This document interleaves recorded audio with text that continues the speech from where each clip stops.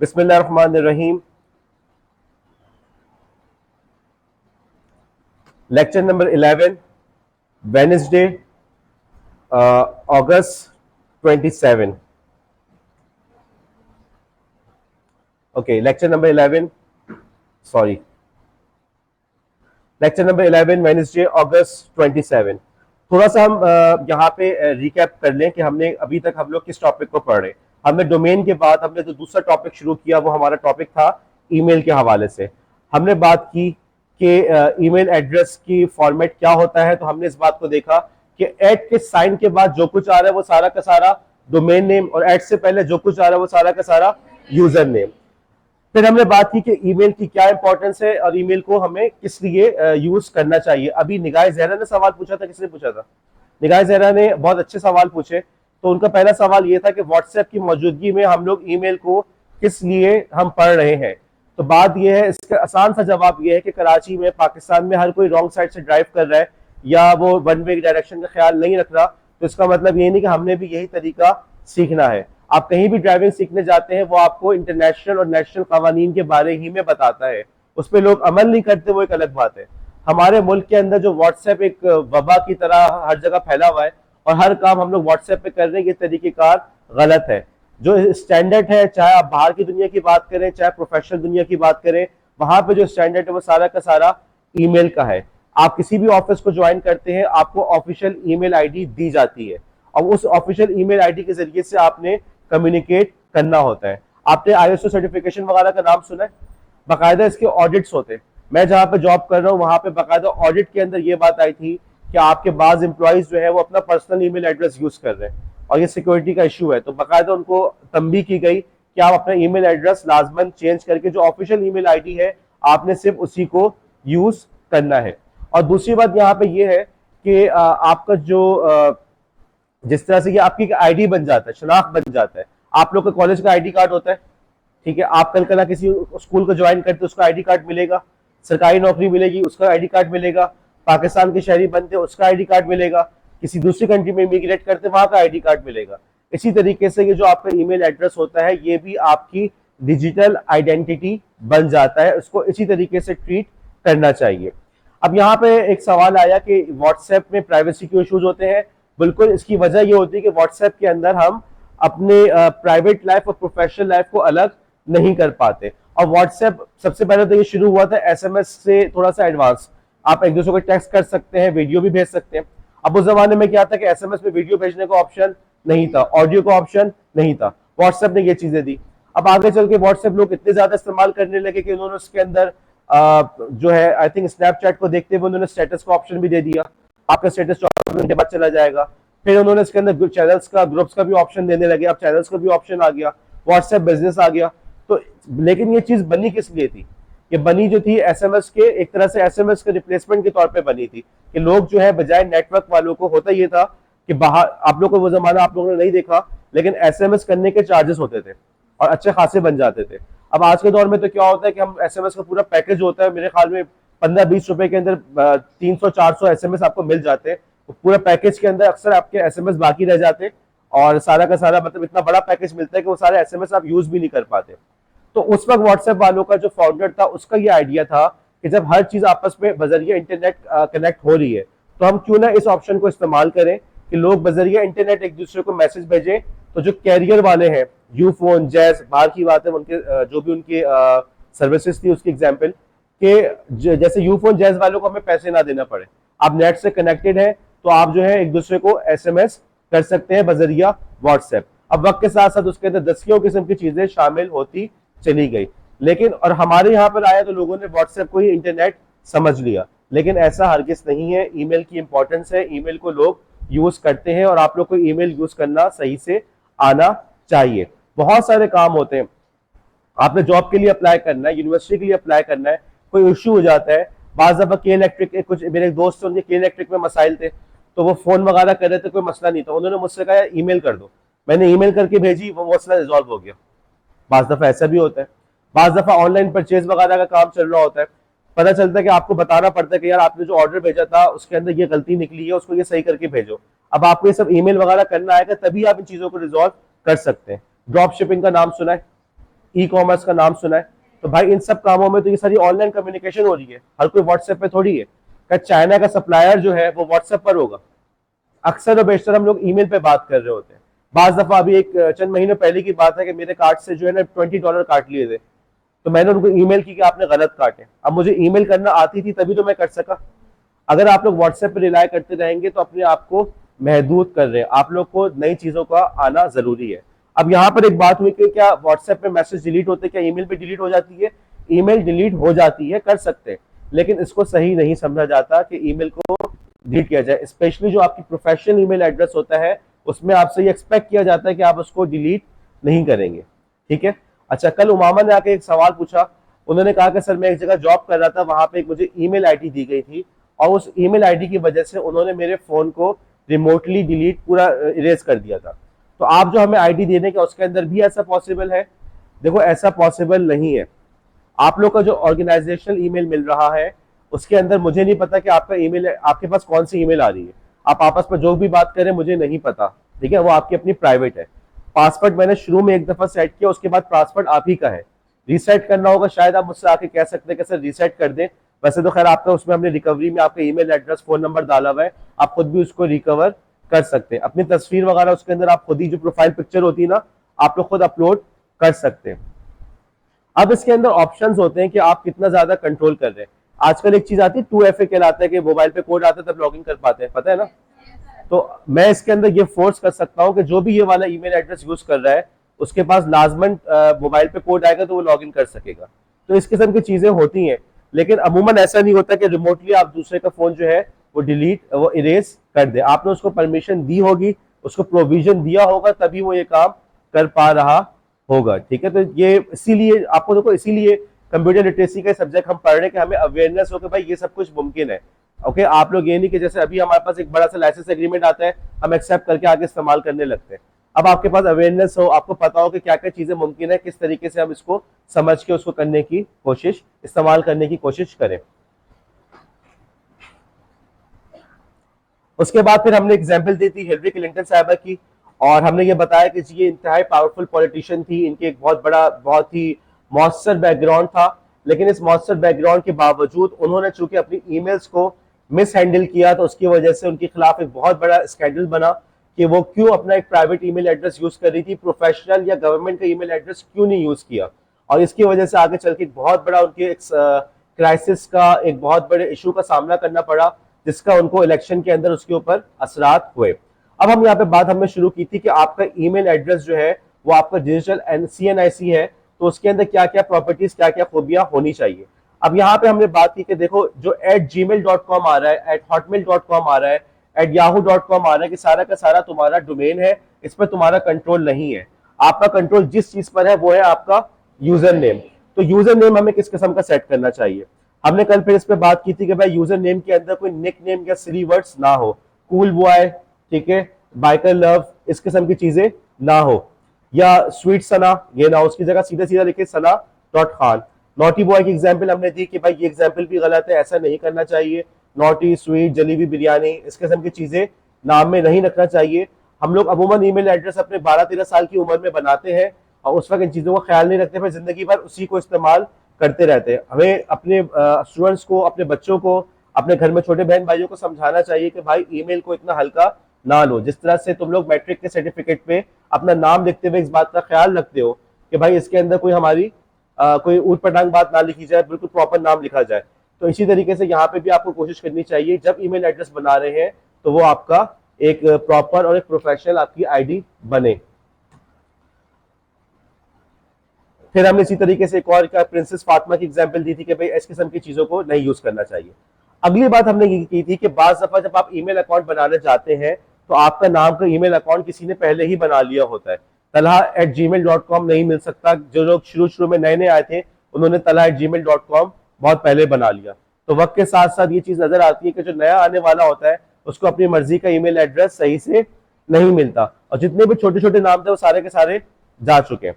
तो अब लोग क्या करते हैं कि उस अपने ईमेल एड्रेस को यूनिक बनाने के लिए उसमें या तो अपना फोन नंबर लगा देते हैं या उसके अंदर अपनी डेट ऑफ बर्थ लगाते हैं। तो कि दोनों के दोनों तरीके गलत है। अपनी कोई भी पर्सनल इंफॉर्मेशन को अपनी मर्जी के बगैर लीक नहीं करना। जिसी को जितना बताना उतना ही बताएं। अगर आपके ईमेल एड्रेस के अंदर आपकी डेट ऑफ बर्थ मौजूद है तो आपकी पर्सनल इंफॉर्मेशन तो लीक हो गई ना। वो जो बैंक से फोन आता है, जाली फोन आता है कि जी बैंक से कॉल करें, तो उनको इसी तरीके से आपकी इंफॉर्मेशन मिलती है। आप लोग फोटोकॉपी की दुकान पर जाते हैं, वहां पे अपने एनआईसी की कॉपी बनाते हैं, वो 3-4 कॉपियां बनाते हैं, 2 आपको देते हैं, बाकी 2 उसके पास पड़ी रह जाती है। अब आप लोग नहीं सोचते कि यार वो जो एनआईसी है, मुंह से पेन निकालो गोले फातिमा। अब वो लोग सोचते नहीं है, आप लोग ये नहीं सोचते कि आपकी पर्सनल इंफॉर्मेशन तो उसके पास रह गई ना, कोई उसको अब्यूज कर सकता है। आप लोग अपने मैट्रिक के सर्टिफिकेट वगैरह कॉपियां बनाने जाते हैं, कुछ ना कुछ फोटोकॉपी की दुकान पर रह जाता है, तो वो आपके खिलाफ उसको अब्यूज किया जा सकता है। इसी तरीके से आपकी इंफॉर्मेशन लीक होती है। तो एक इंपॉर्टेंट पॉइंट ये भी है कि ईमेल एड्रेस के अंदर अपना फोन नंबर या अपना date of year of birth वगैरह डालने की जरूरत नहीं है। ये पर्सनल इंफॉर्मेशन आपने जब बाकायदा पूछी जाएगी तभी देनी है।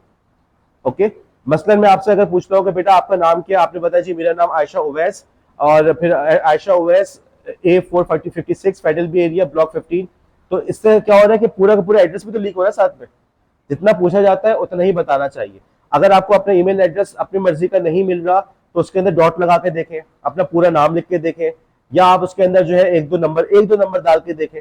लेकिन ये तरीका सही नहीं कि पूरा का पूरा फोन नंबर वगैरह उसके अंदर लिख दिया जाए।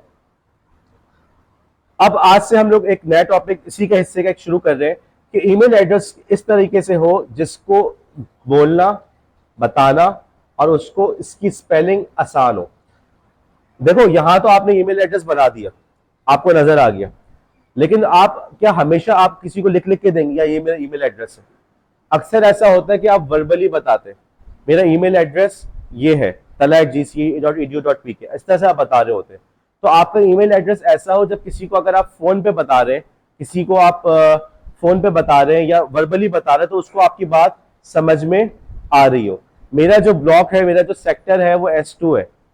अब फोन पे बात कर रहे हो कि सिग्नल ड्रॉप हो रहे, एस कहाँ है एक्स कहाँ है, और हम लोग में से अक्सर लोग एक्स और एस का इतना ख्याल नहीं रखते। यहाँ चूंकि मैं इतना चिल्ला चिल्ला के बात कर रहा हूँ तो आप लोग को एक्स और एस का फर्क नजर आ रहा है, लेकिन नॉर्मल गुफ्तगू के अंदर यार वो S2 में जाके ना सप्लाई कर देना, समझ ही नहीं आएगा कहा क्या। तो देख समझ में आ रही है मेरी बात? तो क्या हुआ, मकसद ये कि जो मैं बात समझाना चाह रहा हूँ वो समझ में आई कि इस तरह का ईमेल एड्रेस हो कि जिसके अंदर वाज़ेह तौर पे आपको समझ में आ रहा हो कि इसने कहा क्या। ये एस और ये जो मिलते जुलते नाम होते हैं इससे बंदा परेशान ना हो। इसी तरीके से स्पेलिंग जो है वो भी बिल्कुल वाज़ेह हो। अब हम इसकी एग्जांपल्स देखते हैं। तो हम लोग ईमेल एड्रेस बनाना चाह रहे हैं शोएब अहमद साहब का, ठीक है। अब उनको जब भाई ईमेल एड्रेस बना लें तो उनको पता चला कि शोएब अहमद नहीं मिल रहा। उन्होंने क्या किया, शोएब की स्पेलिंग चेंज कर दी, SHOEOAEB कर दी, ये भी शोएब पढ़ा जाएगा, ठीक है। अब वो बड़े खुश हुए कि यार मेरा ईमेल एड्रेस बन गया। लेकिन अब देखो क्या होगा, वो मेरा ईमेल एड्रेस जो है ना shoaib.ahmed@email.com है। अच्छा शोएब की स्पेलिंग लिखो SHOAEB, कितना कंफ्यूजिंग हो रहा है, देख लो फर्क आ रहा है, ठीक है। अब तुम देखो, अब दूसरा वाला लिख रहा है नहीं लिख रहा, बात समझ रहा है नहीं समझ रहा। उसने कहा यार इस बंदे का नाम तो शोएब है ना, व्हाट्सएप पे इसके प्रोफाइल पे देखा था, ये इसका यही ईमेल एड्रेस होगा। वो ईमेल किसके पास चली गई, किसी दूसरे शोएब के पास। उन्होंने अपने तौर पे होशियारी की कि स्पेलिंग चेंज करके यूनिक ईमेल एड्रेस बनाने की कोशिश की, लेकिन ये तरीका उनका सही नहीं था। दूसरा काम उन्होंने किया, उन्होंने कहा शोएब की स्पेलिंग सही लिखी, लेकिन एक जगह स्पेलिंग चेंज कर दी। शिकायत ने क्या स्पेलिंग चेंज की है, शिकायत ने कहाँ चेंज की है स्पेलिंग, क्या कह रही हो, जोर से बोलो, इतने शर्मा क्यों हो। अहमद में चेंज की। और यहाँ पे अब देखो यहाँ पे प्रॉब्लम, जैसे हमारे कॉलेज में भी एक टीचर है, उनका भी यही इशू मैंने देखा है कि जो उनका अपना नाम है उसके अंदर वो स्पेलिंग यूज करते हैं ईडी वाली, लेकिन ईमेल एड्रेस में उन्होंने ए से लिखा हुआ है। अब देखो ये भी गलत है, मतलब मैंने नोट किया, मैंने उनको बताया कि यार ये आपने गलत किया है, लेकिन ना दे नोट किया होता तो क्या होता, मैं उनका वही वाला ईमेल एड्रेस उनके नाम की स्पेलिंग को देखते हुए उसी ईमेल एड्रेस को यूज कर रहा होता कि जी shoaib.ahmed को ईमेल करनी है तो AHMED। अगेन क्या होगा, गलती से ईमेल किसी और के पास चली जाएगी, ये वाली गलती भी ना करें। और ये आखिरी वाली एग्जाम्पल आप देखें, shoaib.shoaib। अब तुम देखो इसको फोन पे समझाना मुश्किल है यार, मेरे ईमेल एड्रेस है shoaib.shoaib@email.com। अच्छा जी स्पेलिंग लिखना है SHOAIB डॉट, फिर आगे जाके वो अच्छा shoaib.shoaib वही शोएब को रिपीट कर देगा, लेकिन पता चला नहीं जी शोएब की स्पेलिंग, आगे वाली शोएब की स्पेलिंग अलग है। तो ऐसा नहीं करें। हम लोग ने एक तरीका बनाया है कि जब हम लोग ये जो ईमेल वाली बात हो रही है ना, ये वेबसाइट के डोमेन में भी ऐसा होता है। जब आप लोग इंशाल्लाह ताला, उम्मीद है कि नेक्स्ट सेमेस्टर पे जब अपनी वेबसाइट वगैरह बनाएंगे, उम्मीद है कि आप में से बाज़ लोग अपना डोमेन भी परचेस करेंगे, umama.com फॉर एग्जांपल। तो हम लोगों ने एक तरीका ये बनाया हुआ होता है, मैं समझा रहा हूँ आपको, कि हम उसको करते हैं कि आप फ़ोन पे या वॉइस मैसेज करते हैं किसी को, और उससे बोलते हैं तुम्हें क्या समझ में आया, लिख के बताओ। ये बाकायदा हमने एक्सरसाइज की है, क्योंकि हम अगर किसी कंपनी के लिए डोमेन परचेस कर रहे हैं, अपनी कंपनी को बना रहे हैं, तो उसके अंदर ये इशू होता है कि यार नाम ऐसा हो कि जो यूनिक हो, तो समझ में आए। अगर समझ में नहीं आएगा तो फिर कितना, हर दफ़ा तो आप उसको समझाते तो नहीं रहे कि स्पेलिंग ये है वो है। तो उसको वर्बली हमने वॉइस मैसेज कर दिया है, कॉल पे बता दिया कि यार मेरा ईमेल एड्रेस ये है, मेरा फ़ोन नंबर ये, तुम लिख के बताओ। अब उसने लिख के वापस भेजा तो हमने चेक किया कि उसने सही लिखा है, गलत लिखा। अगर गलत लिखा है तो गलती मेरी है, इसका मतलब है कि मेरे ईमेल एड्रेस के अंदर कोई कमी कोताही रह गई है। समझ में आई बात? आगे चलते हैं। एक और एग्जांपल आपके पास जमील शेख की। तो जमील शेख साहब जो है, आप देख सकते हैं कि उन्होंने जमील की स्पेलिंग के अंदर खेल खेला है। एक उन्होंने कहा जमील, JAMEEL, और दूसरे के अंदर IL। अगेन ये कंफ्यूजिंग होगा, तो इस किस्म की गलतियां नहीं करनी। और एक और बड़ी मशहूर गलती, asad4you@email.com, rida4you@email.com। या फॉर, कौन सा फॉर है, FOUR, FOR, या वो फोर। ठीक है, अब ये फॉर जो अंग्रेज होता है उनका तलफ़ुज़ सही होता है, फॉर फोर का फर्क समझ में आता है। चलो फॉर फोर का फर्क समझ में आ भी गया, तो न्यूमेरिक फोर है या FOUR स्पेलिंग पूरी लिखनी है। ओके, तो ये इस किस्म की चीज़ों का भी ख्याल रखना चाहिए। अब तुम देखो, ये फ़ोन वाला काम अगर तुम करते हो तो ये गलती पकड़ी जाएगी। अगर तो कशफ फ़ोन करती है कि कशफ ने फ़ोन किया फॉर एग्जाम्पल इकरा को, इकरा मेरा ईमेल एड्रेस है kashaf4you@email.com, तुम लिख के भेजना, तो फौरन ये मसला पकड़ा जाएगा, नहीं पकड़ा जाएगा कि हाँ यार इसने जो है इसके अंदर गलती की है, या ऐसा ईमेल एड्रेस या ऐसा डोमेन नेम नहीं बनाना चाहिए। उसके बाद एक और चीज लोग करते हैं कि जब उनको जगह नहीं मिलती या ईमेल एड्रेस नहीं मिलता, तो वो उसके अंदर बहुत सारे नंबर डाल देते हैं। फोन नंबर नहीं डाला, फोन नंबर नहीं डाला, सिर्फ फोन नंबर नजर आ रहा है स्लाइड पे। यस सर, कौन कह रहा है? फोन नंबर नहीं है लेकिन बहुत सारे नंबर है जी। मैं बता रहा हूँ, हबीबा ने पूछा है कि सर इसका क्या मतलब है कि नहीं लिखना। जब, अब मैं बता रहा हूँ, एक मिनट। जब आपने बहुत सारे नंबर डाल दिए, फोन नंबर नहीं है, ईयर ऑफ बर्थ नहीं है, लेकिन जब बहुत सारे नंबर डालते हैं तो इससे शक होता है कि ये बंदा जो है ना सही नहीं है। क्योंकि देखो बाज दफा नामों से अंदाजा हो जाता है कि यार ये नाम बंदा जो है ना कोई, अच्छा आप लोग चूंकि इंटरनेशनल आपने चैट नहीं की है, तो हम लोग बाज दफा इंटरनेशनल चैट वगैरह भी कर रहे होते हैं। ठीक है, और इंटरनेशनल चैट के अंदर बाज लोग पाकिस्तानी बन के, एक साहब मुझे इंडिया से कांटेक्ट कर रहे थे कि मेरे नाम एक सिम खरीद के मुझे दे दो। अब वो इंडिया के हैं, वो चाह रहे मैं यहाँ पर सिम खरीद के उनको दे दूँ, तो आप अंदाजा लगाए वो कितना उसको अब्यूज करेंगे और कितना सिक्योरिटी थ्रेट है। इस किस्म के इश्यूज हम लोग देख रहे होते हैं। तो मसलन अगर कोई बंदा आके बोले मेरा नाम है गुल राजपूत, तो आप लोग के जहन में कुछ घंटी बज रही है? गुल खान तो सुना होगा, गुल राजपूत कब सुना है? समझ में आ रहा है? या शमसुल इस्लाम राजपूत, कभी भी नहीं होता शमसुल इस्लाम। ये राजपूत वगैरह जो पंजाब के लोग हैं वो शमसुल इस्लाम वगैरह ऐसे नाम नहीं रखते। थोड़ा सा जहन में कनेक्शन हो रहा है कि नामों से थोड़ा सा अंदाजा हो जाता है कि यार ये जो है ना, ये नाम के अंदर कुछ गड़बड़ हो रही है। ओके, आपने आशिक हुसैन सुना है? नाम होता है आशिक हुसैन। कभी सुना आशिक तलहा? नहीं, तो क्यों अब कोई आके कहते हैं मेरा नाम आशिक तलहा है? बात तो सही है, उसने ऑनलाइन देखा आशिक हुसैन, उसने फर्स्ट वर्ड नेम लिया आशिक, दूसरा नाम लिया तलहा, उसने कहा जी आशिक तलहा। अब आपको जहन में नहीं आएगा यार क्या गड़बड़ बंदा है, क्या उसको पता नहीं कि आशिक हुसैनी कौन सा नाम है? बात समझ आ रही है? तो इसी तरीके से ईमेल एड्रेस के अंदर भी जब बहुत सारे नंबर लिखे हुए होते हैं तो गड़बड़ होती है। यार इस बंदे को कोई नाम नहीं मिला था, ये कुछ नहीं, ये हलीमा.सादिया.edu नहीं बना सकती थी, या हलीमा.सादिया.1@gmail.com ये कर लेती। ये क्या कि हलीमा1014567889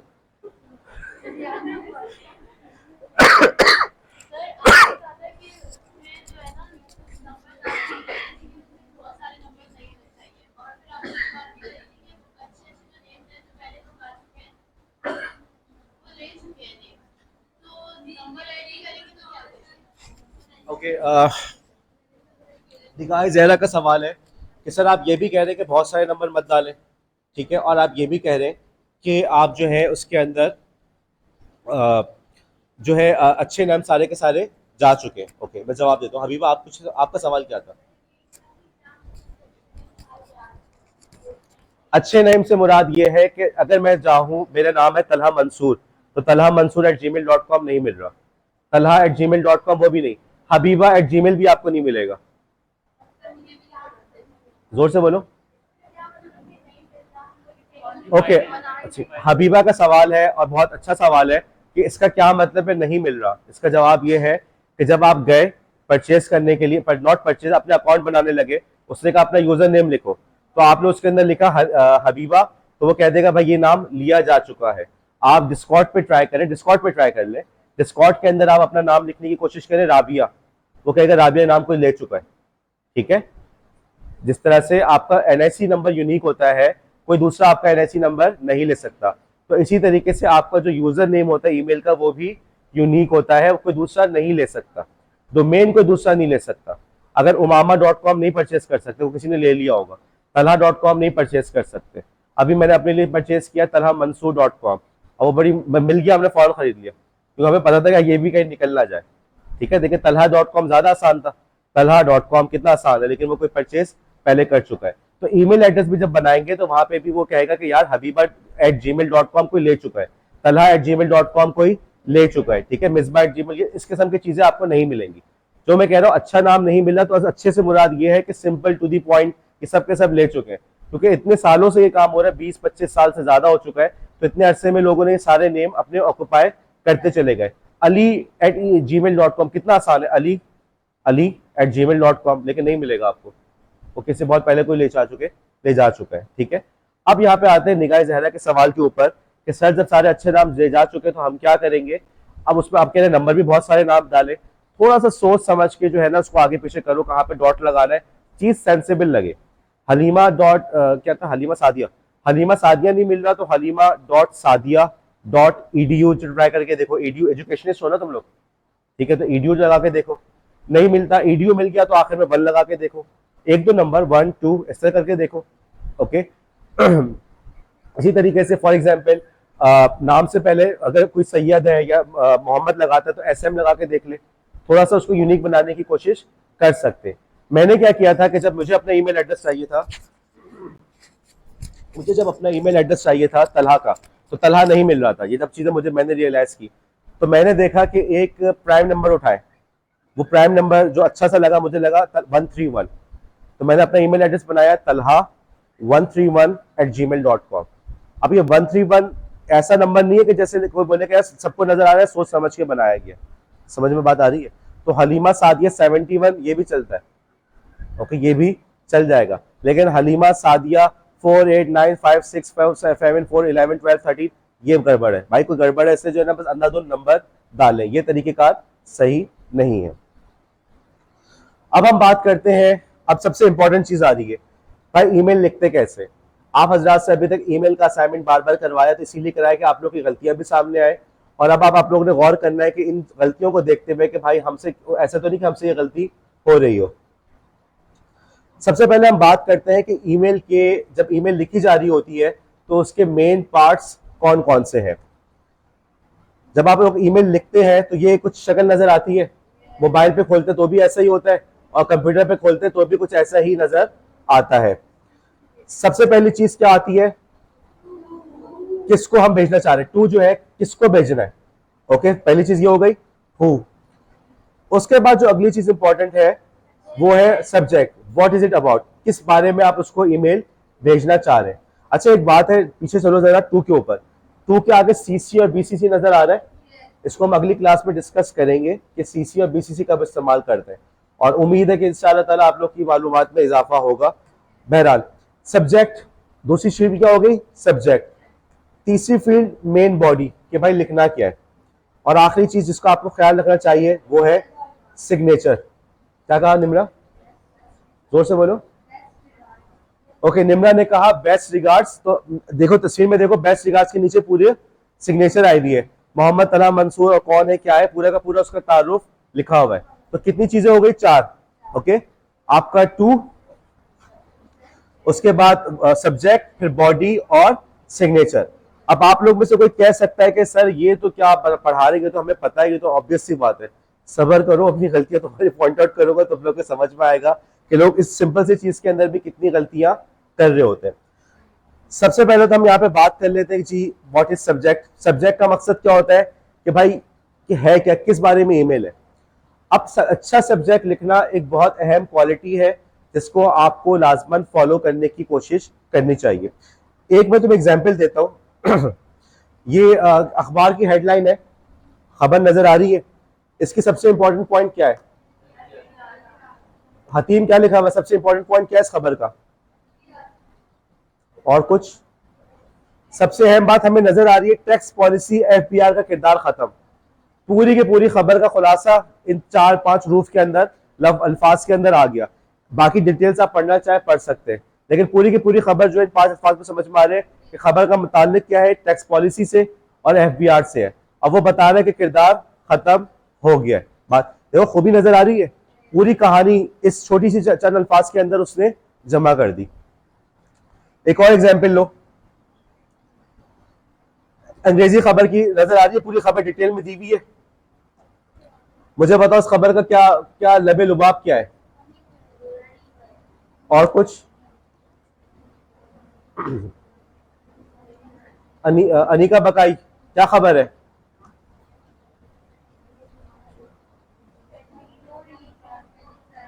खबर यह है कि एक साहब है जिनका नाम है डार, अब वो मैं बताता हूँ, इसहाक डार। वो कह रहे हैं कि हमारा मुल्क सही से चल रहा है और 27वीं अमेंडमेंट आइन के अंदर 27वीं तरमीम की जरूरत नहीं है। नीचे पूरी डिटेल लिखी हुई है, क्या डिटेल पढ़नी पड़ी? कौन कहने वाला है? इसहाक डार। और इसहाक डार साहब क्या कह रहे हैं कि मुल्क सही चल रहा है, 27वीं तरमीम की जरूरत नहीं है। दिलचस्पी हुई तो डिटेल पढ़ लेंगे, नहीं हुई तो नहीं पढ़ेंगे, लेकिन उस हेडलाइन के अंदर पूरी की पूरी बात समझ में आ गई। एक अच्छा जो सब्जेक्ट होता है उसकी भी यही खूबी होती है कि पूरी की पूरी बात उस सब्जेक्ट के अंदर समो दी जाती है। वो सब्जेक्ट पूरे का पूरा ईमेल का खुलासा चंद अल्फाज के अंदर बयान कर देता है। अब इसका मतलब यह हुआ कि सब्जेक्ट जो है, अब सब्जेक्ट इस एतबार से जरूरी हुआ, या यूं कह लें कि एक अच्छा सब्जेक्ट लिखना जरूरी हुआ कि आपको उसके अंदर से चंद अल्फाज के अंदर से पूरी की पूरी बात समझ में आ गई। अब सबसे इंपॉर्टेंट पॉइंट तो मेरे भाई ये हुआ कि सब्जेक्ट की फील्ड को खाली छोड़ना गलत है। अब आप में से बहुत सारे लोग सब्जेक्ट की फील्ड को खाली छोड़ते रहे हैं, वो सब्जेक्ट नहीं लिखते, तो ये सब्जेक्ट के बगैर ईमेल भेजना गलत है। दूसरी बात क्या कि सब्जेक्ट जो है साफ और वाज़ेह अल्फाज में पूरी की पूरी बात बता रहा हो। अब मैं तो तस्वीर दिखाता हूं आप लोग को। इस स्लाइड के अंदर आप लोग को क्या नजर आ रहा है? ये आप ही लोग की क्लास में कुछ लोगों ने मुझे ईमेल भेजी है। अब इस ईमेल के अंदर देखो, सब्जेक्ट लिखा हुआ है, क्या लिखा हुआ है? सब्जेक्ट नहीं लिखा हुआ, नो सब्जेक्ट। ये सारी की सारी ईमेल्स गलत है। बात समझ में आई? आइंदा किसी ने मुझे ईमेल भेजी जिसका सब्जेक्ट नहीं है, मैंने उसका या तो रिस्पॉन्स ही नहीं देना, या जो भी रिक्वेस्ट होगी उसको मैं रिजेक्ट कर दूंगा। ईमेल का जवाब आना, इसका अंदर सब्जेक्ट का होना जरूरी है। देखो, इसमें एक असूल को समझना, और मैं चले क्लास को यहीं पे खत्म करता हूँ, बाकी क्लास को फिर हम कल कंटिन्यू करेंगे।